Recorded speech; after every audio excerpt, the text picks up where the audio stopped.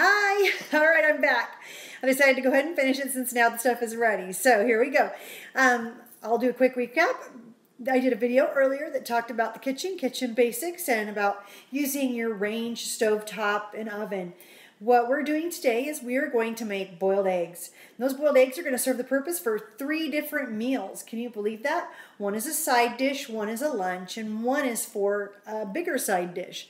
So what I talked about is making potato salad. If you're going to make potato salad, you're going to boil your potatoes, boil your eggs, and you are going to cut them up and put them in this bowl, and you're going to add these different ingredients. I'm going to make it for you sometime because it's really a fun, easy thing to fix, and sometimes you can eat it as a meal all by itself or on the side with a sandwich. So what we're going to do is we're going to right now talk about what we're going to do with these eggs, all right? So we're going to do 2 things with them today. I need to get a bowl, and I'm going to teach you about opening a can, all right? Because if you've never used an old-fashioned can opener, then I want you to know how. You may have an electric one, but sometimes people live in places where the power goes out. And if the power goes out, what the heck are you going to do? You don't even know how to use an old-fashioned can opener. I recommend always having one on hand. Even if you just keep it in your garage in the camping section, or just in a bucket with emergency tools like a flashlight, matches, and just something like this. You just want to have access to stuff like this. So what you're going to do is it basically, a can opener has, here I'll bring this over here a little closer. A can opener has a blade and a lock-in. And what you're going to do is you're going to put it right on the can, and there's a little lip. So you're going to take that blade and make sure it's on the top ridge of the can, and you're going to clamp it down, and you'll hear it kind of click, and then you're going to start twisting it. Isn't that cool? I can do that up in the air like that. You probably could too. Not a big deal. Anyway, so you're just going to keep doing that all the way around, and this one I'm going to actually drain, and I'm going to drain it in the sink so you won't see me, because I thought I was going to do it in the other one. So I have it all done, and I didn't spend a lot of time draining. I just did a real quick drain. I just dumped it out real quick. So here it is. Now we're going to put this inside this pan. Inside this bowl. It's not a pan. I'm going to take the old can. Some people use this to put grease from, like, let's say you're going to make fried chicken or something, and you have extra grease, or you're cooking hamburger and you have a little grease, so you can use these kind of cans to put that grease in. You would just set it next to the stove, put the grease in it, let it cool. Once it's cool, then you could throw it in the trash and easier dispose of it. Mine, I just threw it in the trash because I'm not going to need it for a few days. And I don't want a stinky tuna can sitting around for a few days. So, when you have tuna fish, it comes in like this. This is something people may not know. Tuna comes around like this, and you have to do something that we call flecking the tuna, because you're just going to kind of break it apart. It breaks apart very, very easily. Excuse me. Breaks apart very easily, and you're just going to do that to the whole piece, unless you like chunky tuna. I have some weird kids. Sometimes they'll just take this tuna and just take a scoop and just start eating it, but I'm not that crazy. So actually it might be yummy. I don't know. There's quite a few things you can make with tuna fish. You know, another good thing that you can make with tuna fish is just a little simple casserole. Remember, I talked about boiling. And if you can boil something, you can boil water. If you can boil water, you can boil pretty much anything. You can boil vegetables. You can boil eggs. You can boil rice. You can boil pasta. You can make macaroni and cheese. And another thing is, if you can make pasta and you can boil it and cook it correctly, you can actually make tons of stuff with just pasta and a sauce. And then here's your protein, and then you can have some vegetables. So this is a super easy meal that you can make. It takes about maybe 20 minutes to put it together. I mean, you saw the eggs take about 15 minutes. That's about how long it would take about to do the pasta as well, once you brought it to a boil, or if you put it in early, whatever. Everybody likes to do it different. So that's all I did, was just kind of mash it up and break it up. Sometimes it gets hung up on the fork, so you're just going to keep doing that. And then I'm going to get my mayonnaise, my tablespoon, and I am going to put, this is just 1 can of tuna fish. I could have done 2, but I'm just making it for 1 or 2 people. So all I need is a tablespoon of mayonnaise. If you like it a little wetter, then you can add a little more mayo. If you like it drier, then don't add any extra. And you're just going to take this, and you're just going to mix it around. Okay? And some people like their tuna fish just plain like this. This is a little dry for me, so it looks like I should have done a heaping tablespoon. I think it'll be all right. I am going to add just a little more because I'm going to be adding eggs to it, and I want to make sure everything's wet. So anyways, that's what you're going to do. You're just going to get that all going right there. This is something so basic. Any kid could do it. Adults can do it. And if you didn't know how to do it, now you do. And I've seen people, there's some fun things about tuna, okay? Like, let's say you don't want to eat bread because you're not a big sandwich eater and you're not a bread eater. So then this is what you would do. You would just take a nice piece of romaine lettuce and you would take this tuna fish with this little bit of mayo in it, and you could add some fresh peas or maybe some cucumbers chopped up or just the celery in it. And you can make a really yummy like lettuce wrap with it. You can also add like sauces to it. Some people put Kikkoman soy sauce on it or Bragg's amino acids. There's just a lot of different yummy things that you could do to make it more exciting, especially if you're an adult and you don't have a lot of kids to feed. But you could feed this to your kids even on the sandwich, and then you could eat a little fancier meal.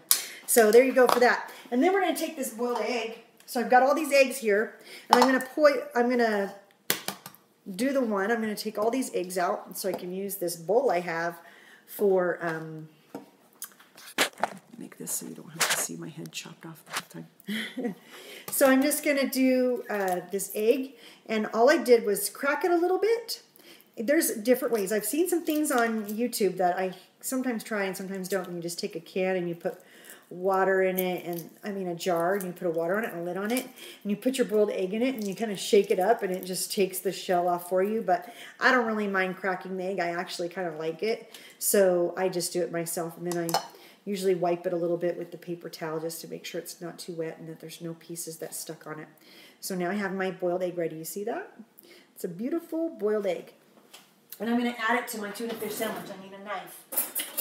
So I'm going to take my knife and I'm going to take my egg, and all I'm going to do is separate it into 1, 2, 3 slots. Then I'm going to turn it. I'm going to cut it in 1. I like them a little smaller, so I'm going to go ahead and do, you only have to do 2 cuts for 3 slots. And then you're going to take it on the sides, and on the side, and you're going to start dicing it. You see how I do that? You're just going to dice it real quick, and you're just going to make it fall right into the bowl, and there's no extra cleanup. Hopefully, did I even tell you? Before you cook, you have to wash your hands. Hello? Wash them with soap and water, rinse them really good, use whatever. You want to make sure your hands are clean, because otherwise, what's going to happen? You're going to spread germs. Just like they said, the one thing they found out was most important was having a clean kitchen. Well, if that's true, that means you need to be clean also. All right, so we put that egg inside the tuna like this. Doesn't that look better? And now we're just going to mix it up. You just have to lightly toss it together. You kind of use that fork, and you're just going to kind of be mixing it. And it's so great. And then you can add a couple of shakes of salt, a couple of shakes of pepper, and yummy. It's going to be great. So that's for our tuna fish, and all you got to do is stick this in a lettuce wrap, so on a piece of lettuce, or you can put it on a sandwich with bread or special bread, or you could put it on crackers. There's a lot of things you can do with it. And the one thing I was going to tell you is that fresh tuna, if it doesn't have the mayo in it and it doesn't have the eggs in it, so just the tuna, after we flecked it and broke it up, you could be cooking pasta on the stove, like I said, and you could they're finished about the same time, so you'll drain your noodles, and you'll drain your tuna fish, you'll fleck that tuna, you'll put it inside the noodles, and then you're going to take a can of cream of chicken soup and dump it in there. And then you're going to take that same can, you're just going to, because it kind of measures out just right if you fill up that can with a cup of milk, and then you pour it in with that cream of chicken soup, those noodles, and that pasta. You're going to mix that together, and you're going to have good old-fashioned tuna casserole. And it's delicious. My kids love it. I loved it as a kid. Maybe you don't love it, but hey, you can use veggie noodles. You can use simoleon noodles. You can use whatever kind of noodles you want. You can even make your own vegetable pasta if you wanted, and it would make it really yummy and less calories. So the next thing I want to show you is kind of fun. So let me get what I need. I need a plate from here. I have my small plates in here. So I have this small plate, and what I'm going to do is I'm going to show you real quick how to make a deviled egg, or just a yummy egg, or you can call it a heavenly egg, whatever you want. Okay, so you're going to crack the egg like I showed, and just about 2 or 3 taps on it. Make sure you're holding it pretty firm, not firm enough to break it, but just a little bit, pretty steady. And then you're going to take the shell off. I know this is really basic for some people, but I'm telling you, there's some people, if your mom didn't have time to teach you this, it's kind of tricky learning just simple things. And once you know these simple things and how to cook these, your world is going to just open up, and you're going to be more brave to try other recipes, and you're going to be more comfortable cooking in the kitchen. So you just want to have it's kind of like, you learn the ABCs when you're in kindergarten and you are saying those ABCs, and then now if you think about it, the ABCs aren't that exciting because they're so easy for you, right? Well, but you have to know the ABCs and the sounds they make in order to learn how to read. Well, it's just like cooking. You have to learn the basics of just boiling water and using the stove and learning how to mix, just to be able to make all the other things so that you understand the advanced stages. So you're going to take this egg, you're going to cut it in half, just like that. Some people have fancy cutters that do this stuff and whatever. I'm just old-fashioned, and I just do with that. I need one more bowl for our mixing fun. And I'm going to take this egg and I'm going to empty out the yolk. This is the yolk. This is just the white of the egg. And I'm going to take the yolk out. And this is so fun because you can have this just as a side. You can like bring it to a party and bring a dozen of them cut in half. That's like 24 bites. You can even buy deviled egg holders. They're really cute. You can also put them on display on like a cupcake platter, or just just for Sunday meal right after church or something, and just have this quick little thing ready to eat. So they're going to look like this, and they're just going to be empty, and they're just sitting here. And now I have this yolk inside the pan. Because of the amount of mayo I want to do at least 2 eggs. I won't use that knife again. I had it set on the little tiny bowl and it fell. Whatever. So I'm going to just quickly do this. I'm just peeling it. That's all I'm doing.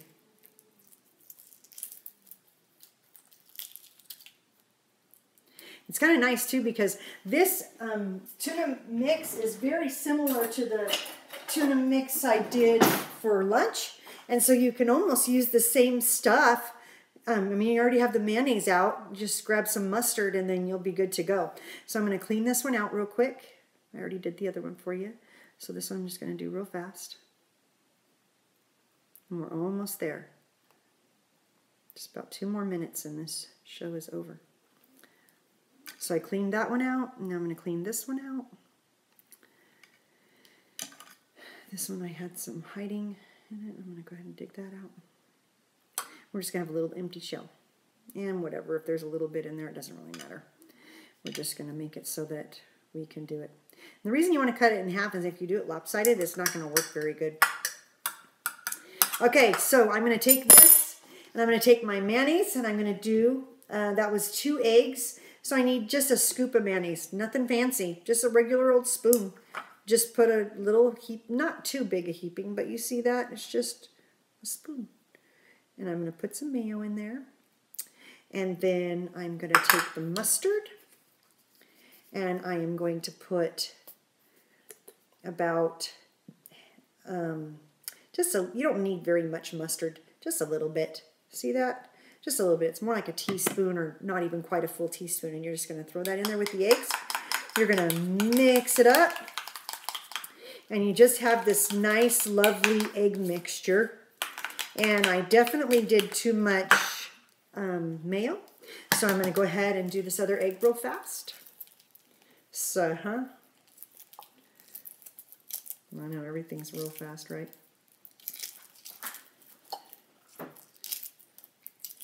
But you realize we've been on here for almost 15 minutes. And in 15 minutes, we've made this stuff for 2 meals. And if we've done potato casserole, another 15 minutes, if we'd have done a potato salad, for another 15 minutes, we could have totally had 3 meals ready to go.